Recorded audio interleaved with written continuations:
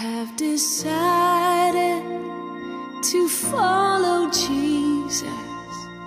I have decided to follow Jesus. I have decided to follow Jesus. No turning back, no turning back.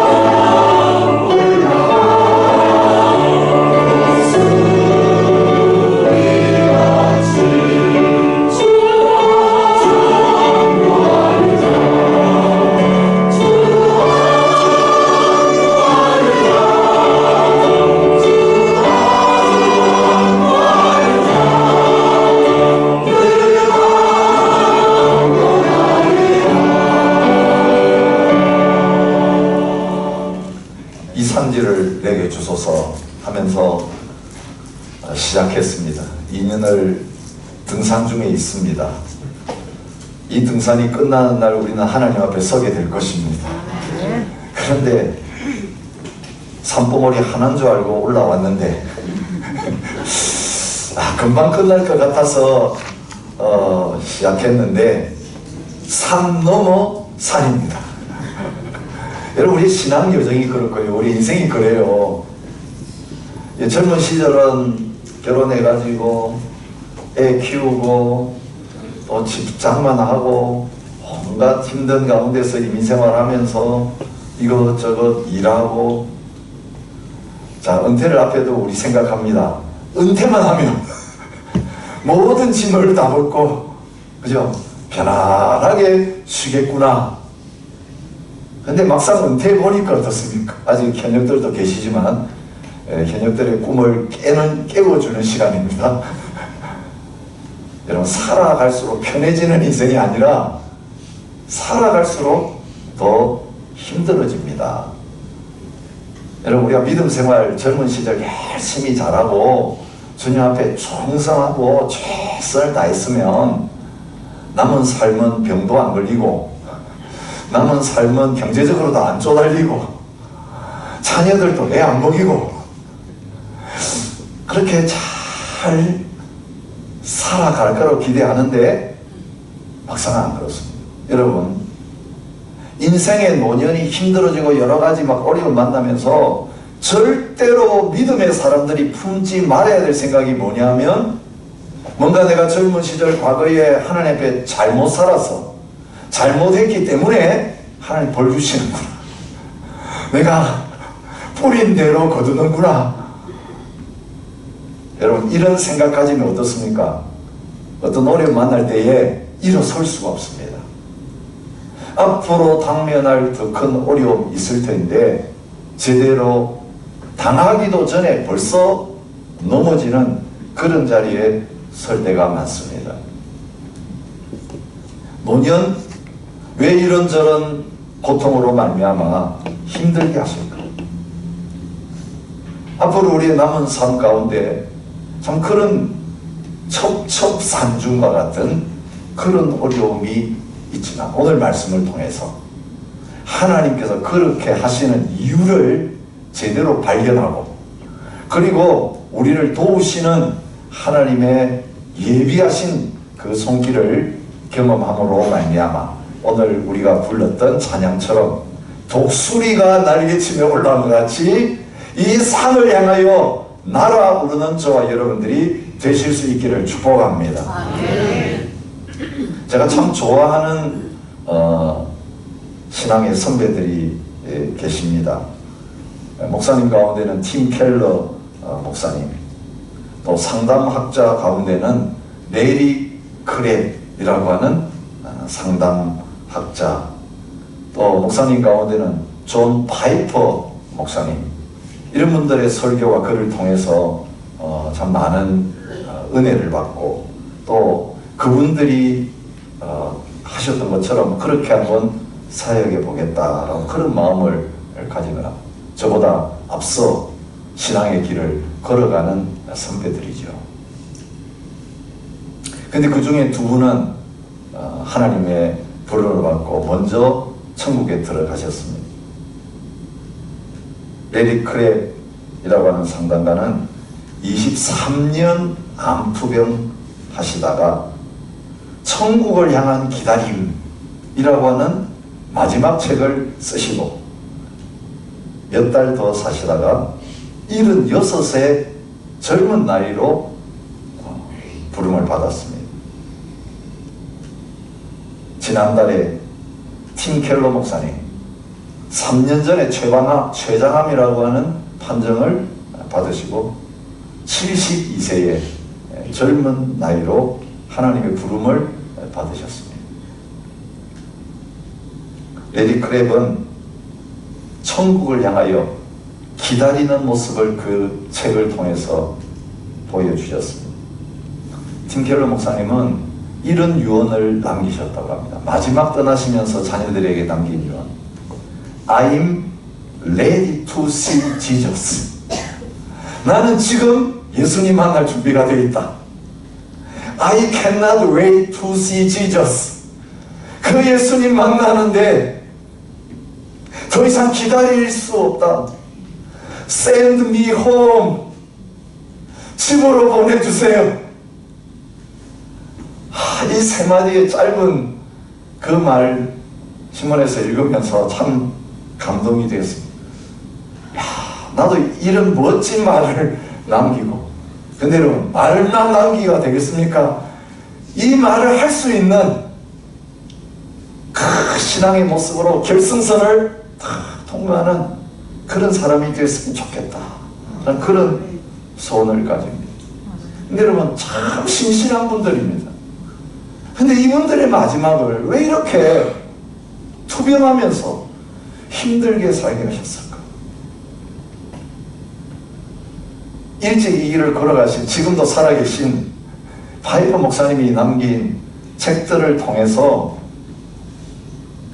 그분이 그 험난한 첩첩산중을 통과하면서 하나님이 발견하게 하신 그런 메시지들을 나누고 있는 것을 저는 보았습니다.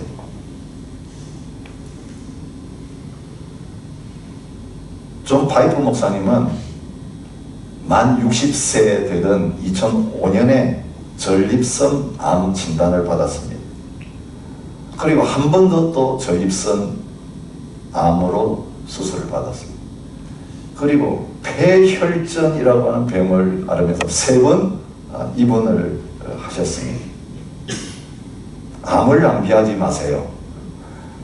그 암 수술 바로 받기 전날 쓴 책이에요. 아주 작은 책입니다. 조직 검사를 받은 날이 37번째 결혼 기념일이었다고 합니다. 수술하게 된 날은 발렌타인 데이였다고 합니다. 그 전날 하나님께서 주신 메시지를 받으면서 이렇게 고백합니다. 암에 걸린 것도 주님의 선하신 계획임을 확신하고 예수님과 더 가까워지기를 원합니다. 그런 고백을 했습니다. 내가 경험하는 질병의 고통, 암의 고통 역시도 하나님이 허용하심과 허락하심 속에 일어난 일이며 결국에는 이 일을 통해서 하나님께서 그분의 선을 이루실 것이고 성도에게 유익을 주실 것이다. 그러면서 나에게 주신 이 고난을 절대로 허비하지 말아야 되겠다. 그런 마음으로 이 책을 썼습니다. 그리고 나서 한참 뒤에 병상의 은혜라고 하는 책을 쓰였습니다. 입원해서 있는 동안 자신이 받은 은혜를 나누면서 대부분의 많은 사람들이 질병을 만나고 병상에 입원하고 어려움을 만나면 믿음으로 대처하지 못하는 그런 모습들을 보면서 우리 그리스도인들은 병상에 입원해 있을 때 믿음 없는 사람들과는 다른 반응을 보여야 된다. 아주 구체적이에요. 어떻게 입원을 하면서 살아가야 되느냐. 이런 것은 하지 말라. 이렇게 하라. 아주 자세하게 기록해 놓고 있습니다. 그쪽 처음 전반부에 많은 그리스도인들이 질병을 만날 때에 믿음으로 반응하지 않고 불신앙의 반응을 보이는 것을 쭉 열거하고 있습니다. 여러분 한번 보십시오. 들려오는 험한 소리를 들으면서 마음이 어수선합니다. 고통 한복판에 나를 버려두시는 하나님이 원망이 됩니다. 아무도 내 아픔을 모릅니다. 하나님도 못 고치실 겁니다. 뭘 잘못했길래 내게 이런 벌을 내리나 싶어서 서글픕니다. 이대로 내 인생이 끝날까 봐서 두렵고 허망합니다. 완쾌되고 싶지만 그럴 수 있을까요? 질문이 생깁니다. 주님을 믿고 싶지만 자꾸 마음에 시험이 듭니다. 낫게 해달라는 건 미성숙한 기도 같아서 망설여집니다. 내가 이렇게 했더라면 이 병에 안 걸렸을 텐데, 이렇게 했더라면 더 빨리 나았을 텐데, 미련이 자꾸 생깁니다. 여러분, 이 10가지 이 중에 하나는 우리가 고난을 만날 때에 자연스럽게 믿음이 있지만 우리가 품게 되는 생각. 왜 나만 겪는 고난이냐고 우리 복음성 찬양이죠. 하나님 왜 나한테 이러세요? 내가 뭐 잘못한 거 있었어요? 여러분, 하나님과 우리의 관계가 고난 때문에 더 멀어지고 실족하는 자리에 서기가 쉽습니다. 내 로마서를 통해서, 로마서 8장 전체 말씀을 통해서 하나님께서 저와 여러분들에게 고난 속에 있을 때, 어려움을 만났을 때 어떤 믿음의 반응을 보여야 되는가에 대해서 아주 분명히 말씀해 주시는 것을 볼 수 있습니다. 지난 주간에 8장 1절부터 묵상했던 말씀을 통해서 저희들에게 이렇게 생각하면 안 된다 라고 하시는 메시지를 주셨습니다. 그게 무엇입니까? 고난은 하나님이 우리에게 내리시는 벌이 아니고 정죄가 아니고 심판이 아니라는 겁니다. 그러므로 이제 그리스도 예수 안에 있는 자에게는 결코 정죄함이 없나니. 그렇습니다. 여러분, 사탄이 주는 생각이에요. 이거는 너는 하나님 앞에 복받을 자격이 없어. 은혜를 받을 자격이 없어. 그래서 이런 어려움 당하는 거야. 여러분, 우리의 질병이나 모든 고난은 죄값이다. 마귀가 오늘 우리에게 내리는 벌이다.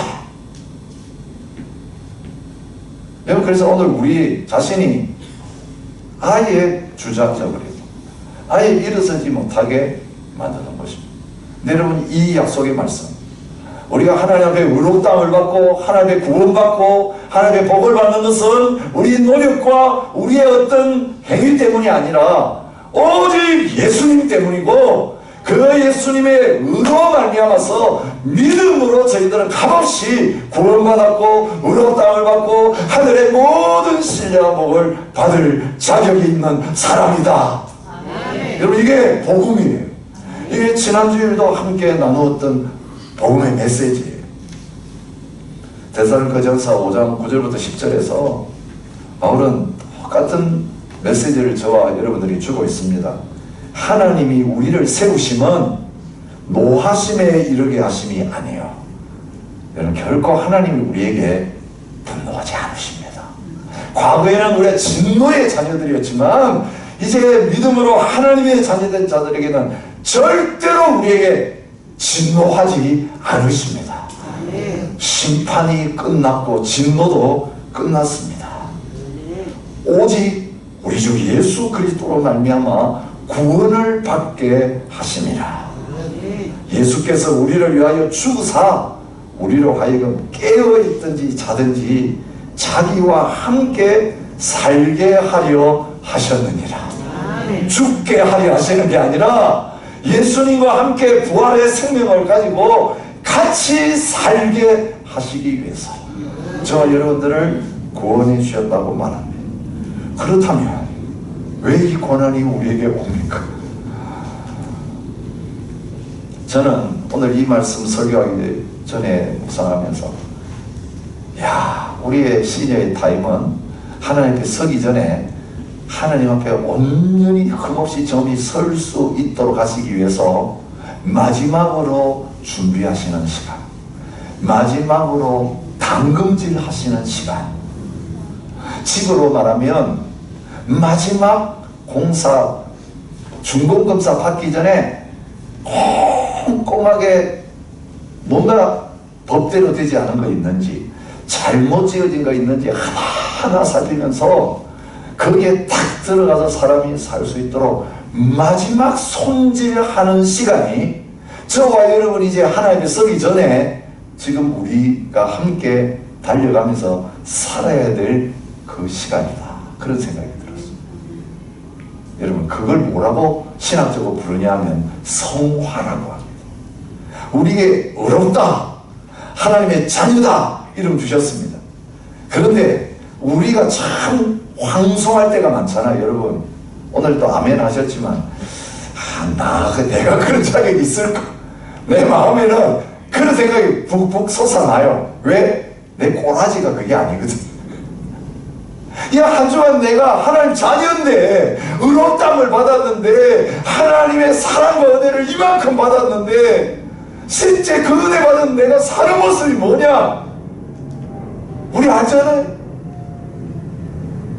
그래서 그 복음이 선포될 때에 아닌데 그런 미련이 우리 속에 남아있어요. 이게 우리 모습이에요. 하나님은요, 의롭다, 내 자녀다, 구원받았다 선포만 하고 끝나시는 하나님이 아니라 우리에게 선포하신 그대로, 우리에게 말씀하신 그대로 저와 여러분들이 그 수준에 이를 때까지 만들어 가시는 하나님이세요.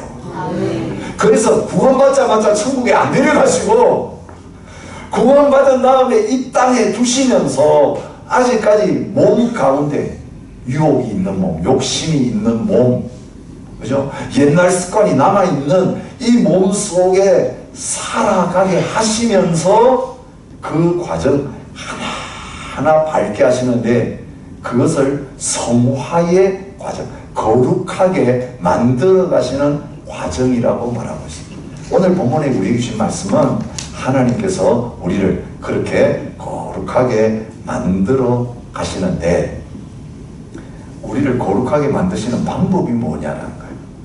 여러분, 그냥 하나님께서 우리에게 오셔가지고 은혜로 말씀 많이 듣게 하시고 기도 많이 하게 하시면 저절로 거룩하게 되어지게 만드시면 얼마나 좋을까요?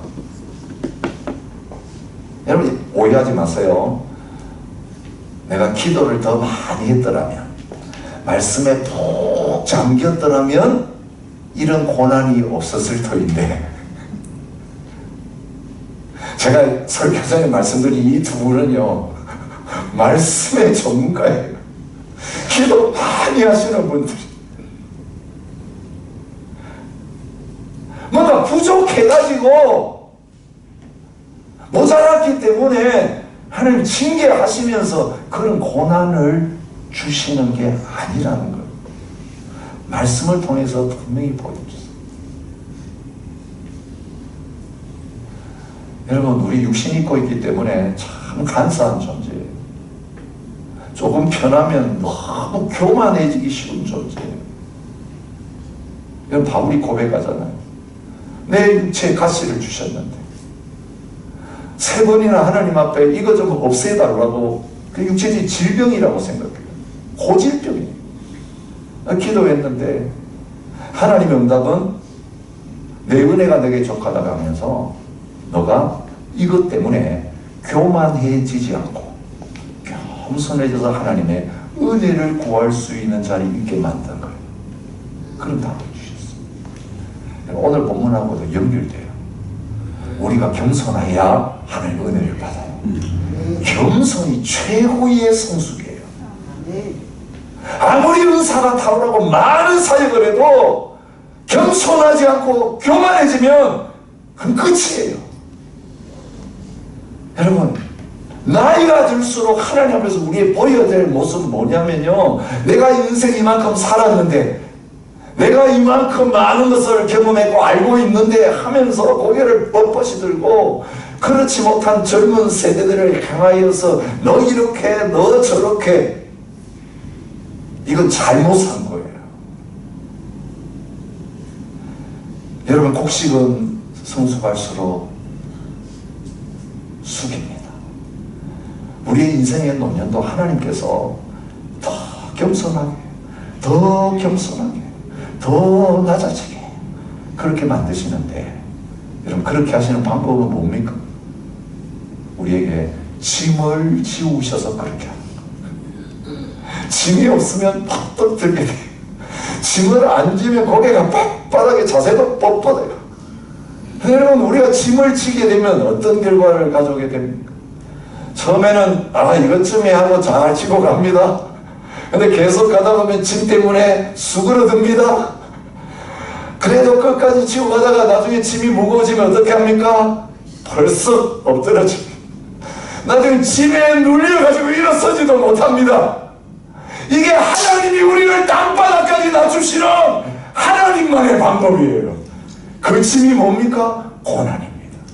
내가 잘못한 게 없는데도, 내가 하나님 앞에 잘 살았는데도 내 힘으로는 도무지 감당할 수 없는 고난을 주심으로 말미암아 오늘 우리가 주님의 겸손, 주님의 온유, 그 자리까지 가게 하십니다.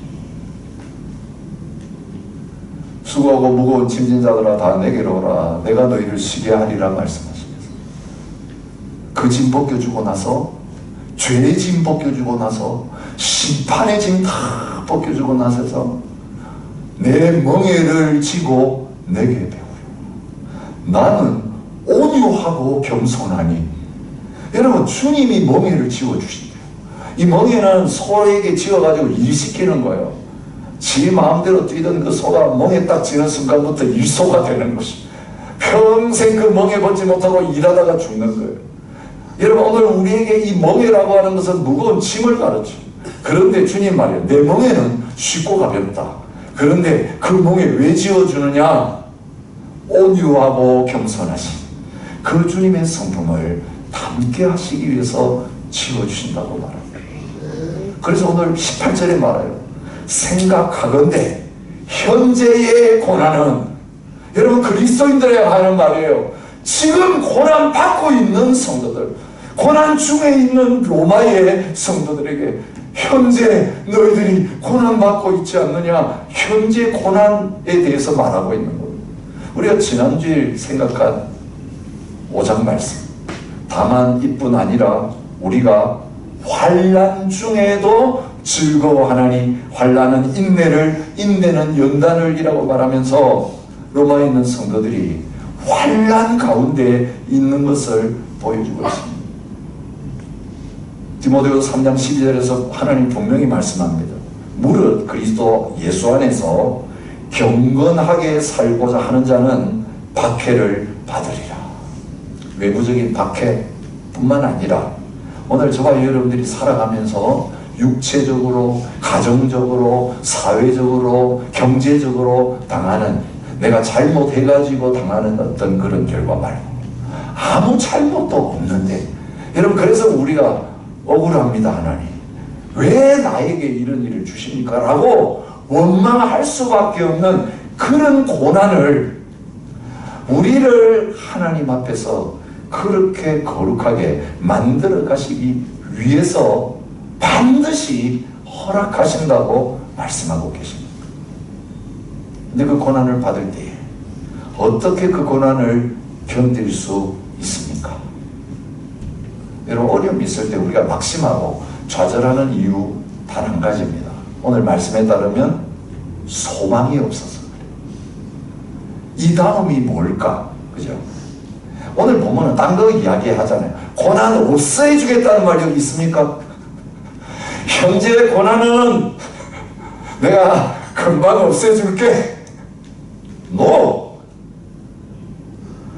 연단의 강도가 더 세질수록 불의 온도가 더 높아질 거야. 이게 주님의 말씀이에요. 잠시 이제 끝났구나 싶은 시간이 있어요. 근데 그 시간은 무슨 시간일까요? 끝난 게 아니라 휴식 시간입니다. 휴식 끝하면 또 공부해야 됩니다.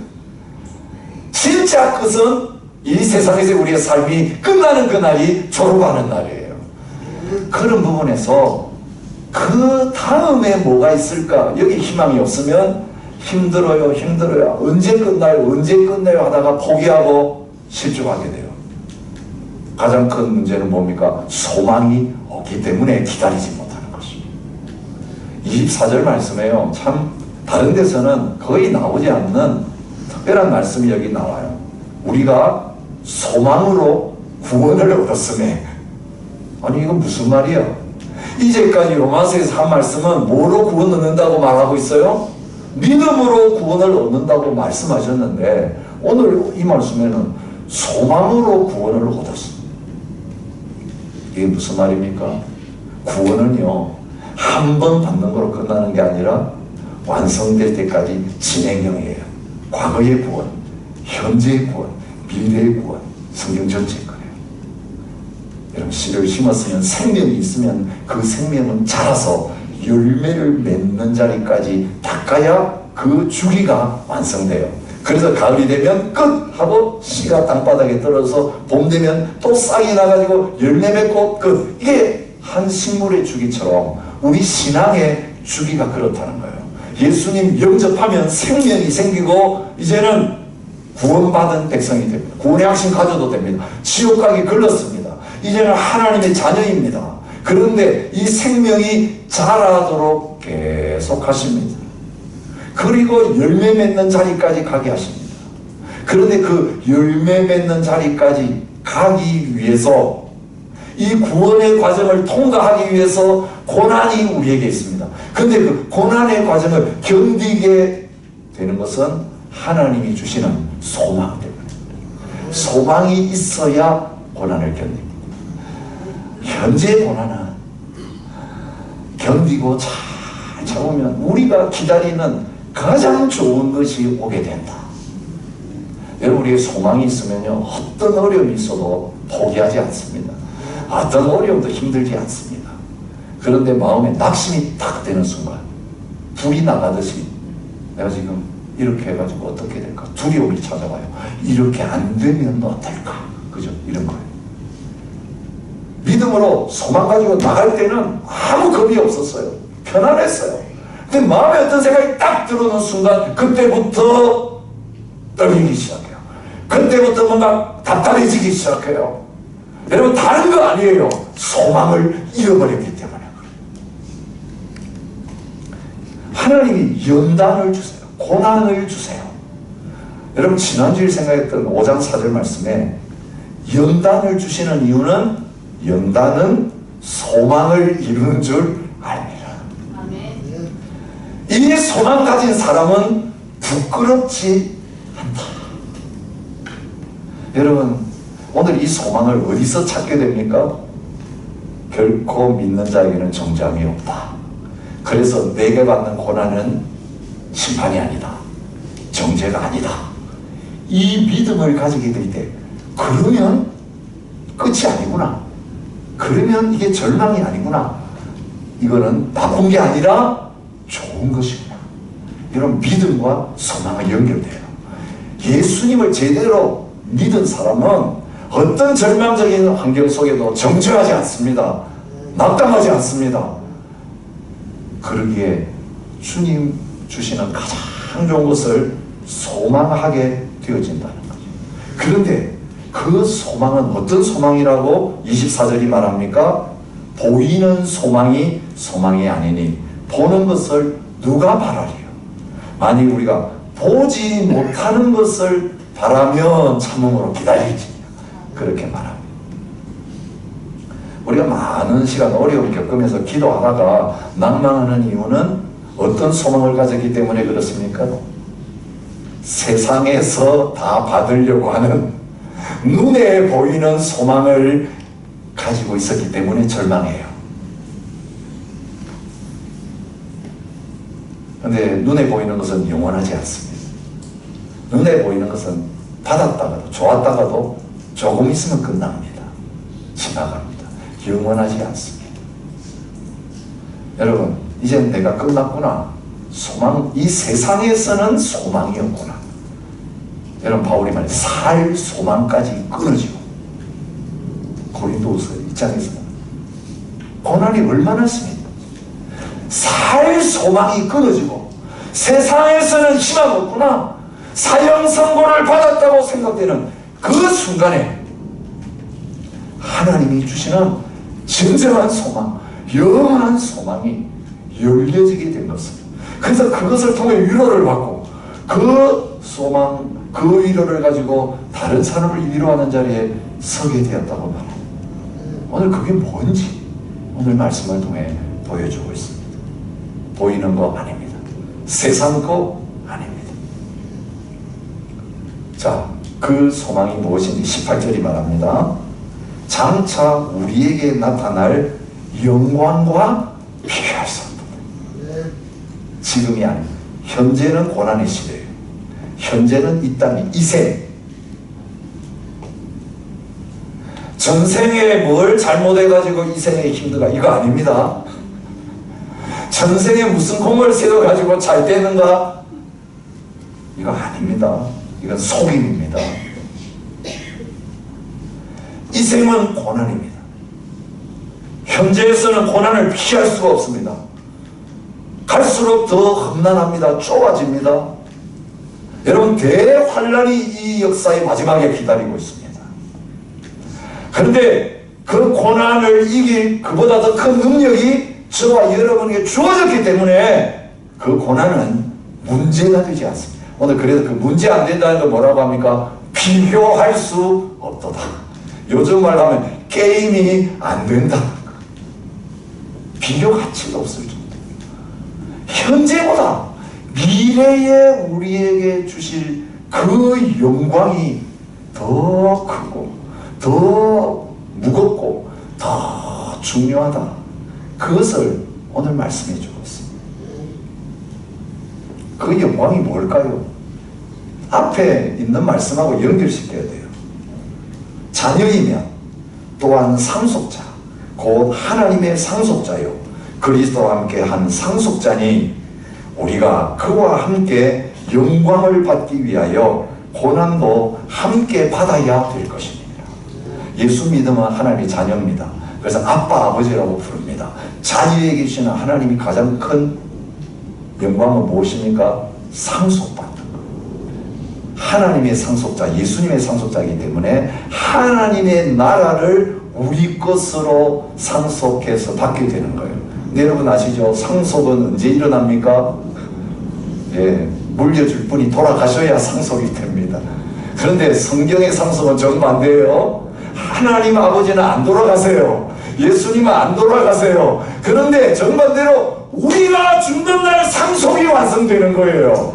세상 떠날 때 하나님 나라 들어가서 아버지의 모든 것, 예수님의 모든 것을 내 것으로 받는 하늘나라 상속이 일어나는 시간이에요. 이게 우리의 영광이에요. 마지막은 영광이에요. 끝은 가장 큰 영광이에요. 그와 함께 이 영광 받기 위해서 이 땅에서 믿음 생활하는 동안에는 고난도 패키지로 같이 받는 것이 신앙의 걸음이라고 말합니다. 누가 이거 없다고 가짜 복음을 전했어요? 가짜 복음은 사람들이 좋아해요. 입에 달콤하거든. 여러분 만사형통할 겁니다. 앞으로 잘 될 겁니다. 그런데 그 말 들을 때 오해합니다. 아, 세상에서 잘 되겠구나. 세상에서 부자 되고 세상에서 건강하고 세상에서 무탈하고 평안하게 살겠구나. 이거 가짜 복음이라고요. 어디에 성경에 그런 말이 나와요? 이 가짜 복음 들으니까 세상에서 잘 살아보겠다고, 세상에서 뭐 해보겠다고 난리치고, 그러다가 하나님 나라 세우는 게 아니라 마귀 나라 세우는, 거기에 동참하는 어리석은 일이 벌어지게 돼요. 그리고 그 결과 허무예요. 그렇게 잘 세워놓은 거 놔두고 떠나가니까 눈이 안 감기는 거예요. 이건 정반대 신앙생활하는 거예요. 고난 속에 있는 자들은 하나님 불러가시는 날이 기다려져. 고난이 심할수록 빨리 데려가 주세요. 여러분, 팀 켈러 목사님, Send me home. 그 영광스러운 날을 바라보면서 부르죠. 고난이야말로 우리 속에 진짜 소망을 불러일으키고 그 영광을 바라보는 눈이 활짝 열리게 하는 것입니다. 여러분, 그날 어떤 일이 일어납니까? 양자가 되었는데 진짜 이제 아들이 누려야 될 상속을 누리는 것이 되고, 썩어지는 몸, 병든 몸도 부활의 영광스러운 몸, 썩지 않는 몸, 아프지 않은 몸으로 영원히 살 수 있는 영광의 몸으로 바뀌어지는 역사가 일어나게 될 것입니다. 하나님의 자녀들의 영광의 자유에 이른다. 21절이 그렇게 말하고 있습니다. 그리고 우리 한 사람 한 사람은 어떤 사람이 됩니까? 여러분, 결과적으로 하나님 나라 차지하고 상속자가 되고 외부에 주실 그 복보다 더 큰 복은 뭐냐면 내가 바뀌는 복이에요. 그 복이 29절에 이렇게 말합니다. 하나님이 미리 아신 자들 또한 그 아들의 형상을 본받게 하기 위하여 미리 정하셨으니, 예수님 본받는 거 내 속에 이루어집니다. 나는 오냐고 겸손하니 내게 배우라. 그렇게 해도 안 바뀌던 내 자식, 그죠? 조금만 건들면 한 3번은 참다가 4번째 가면 바로 또 튀어나오는 이 오유하지 못한 화내는 내 본성. 그런데 아들의 형상 본받는 그 순간에는 찔러도 더 이상 욕이 안 나오고, 욕을 해도 화가 안 나오고, 마음이 평안하고, 아들의 형상 온전히 본받는 그 자리에 서 누가 지나가다가 밟아도 별로 괜찮아요. 더 이상 내려갈 데가 없으니까. 더 내려갈까봐 버티고 있는 거, 더 안 내려가겠다고 버티는 거. 그래도 내 밑에 누군가가 있으니까 그 사람 보면서 나는 저 사람보다 낫다, 고개를 좀 뻗쳐 쳐드는데 내가 더 이상 내려갈 데가 없다고 할 때는 아무리 밟아도 아무리 밀어도 괜찮은 거예요. 여러분, 그게 아들의 형상을 본받은 저희들의 변화되어진 인격의 모습입니다. 그것을 영화롭게 하셨다라고 막. 이제는 내 내부가 예수님처럼 영광스러운 자리에 들어서게 된 것입니다. 우리가 다 그와 같은 형상으로 변화하여 영광에서 영광에 이르니, 고린도후서 3장 18절은 그 영광스러운 모습을 그렇게 말하고 있습니다. 고린도서 4장 16절부터 18절 말씀입니다. 그러므로 우리가 낙심하지 아니하노니 우리의 겉사람은 낡아지나 우리 속사람은 날로 새로워지로다. 저는 버전을 좀 바꿨습니다. 겉사람이 낡아져야 속사람이 새로워진다. 여러분, 겉사람 유지하려고 너무 신경 쓰지 마세요. 주름 펴려고 너무 애쓰지 마세요. 겉에 주름이 생겨야 속에 주름이 펴집니다. 겉에 힘이 빠져야 속에 힘이 새어나서 독수리가 되는 거예요. 힘 좀 쓰려고 하지 마세요, 제발. 우리가 잠시 받는 환난에 평한 것이, 가벼운 것이 지극히 크고 영원한 영광에 중한 것을 우리에게 이루게 함이니, 우리가 주목하는 것은 보이는 것이 아니요 보이지 않는 것이니, 보이는 것은 잠깐이요 보이지 않는 것은 영원하니라. 시력이 바뀌어져야 돼요. 세상 눈 좀 어두워져야 돼요. 그래야 영안이 열려서 영원한 것을 바라보게 돼요. 우리가 세상 눈 밝을 때는 여러분 볼 게 너무 많아가지고 막 쫓아다녀요. 세상 눈 밝거든. 그죠? 밤늦게 책 읽는다. 세상 것 똑똑하고 더 배워야 되고 더 지혜로워야 돼. 근데 영적인 건 무지. 하나님 나라에 관심 없어요. 내 안에 계신 주님과 동행하지 않아요. 그냥 음식점 주일날 왔다 갔다 하면 신앙생활이 끝나. 내가 우리 세상적으로 점점점 낡아지고 우리의 정신력도 낡아지고 건강도 쇠약해질 때, 이젠 영원한 것, 보이지 않는 것을 사모하는 참 소망의 자리에 저와 여러분들이 나가게 되는 것입니다. 여러분, 환경을 주시는 하나님은 이 고난 가운데 우리가 낙심하지 않도록 우리를 도와주고 계세요. 도와주는 분을 붙여주셨어요. 우리에게 도와주는 튜터링 하시는 분 누구십니까? 성령 하나님이세요. 로마서 8장은 성령장이에요.